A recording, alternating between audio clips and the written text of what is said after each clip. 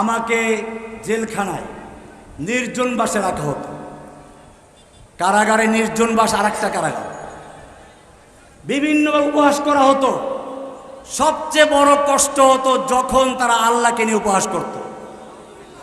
রিমান্ডে নিয়ে এক পুলিশ অফিসার বলেছিল, রহমানী সাহেব, কোরআনে তো বলা আছে কুল্লা ইয়াউমিন হুয়া ফি শাআন, আল্লাহ ব্যস্ত আছে, নাউজুবিল্লাহ। এখন আমরা আপনাকে অত্যাচার নির্যাতন যাই করে আল্লাহ দেখবেন না, আল্লাহ ধরবেন, থ্রেট দিয়েছেন, সানাফরুগু লাকুম আইয়ুহাস সাকালান, এটা একটা থ্রেট দিয়েছেন, যখন ধরবেন তখন দেখব। এখন তো আমরা আপনাকে ধরেছি। এভাবে তারা উপহাস করত, মজাক করত।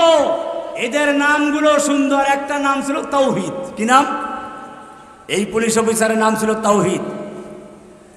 সুতরাং মনে রাখতে হবে, এদেশে এমন কিছু হিন্দু আছে, হিন্দুদের দালাল আছে, নাস্তিক মুরতাদ আছে, যাদের নাম তাদের বাপদাদা রেখেছিল খুব সুন্দর, তাওহীদুল ইসলাম, তাওহীদুর রহমান ইত্যাদি।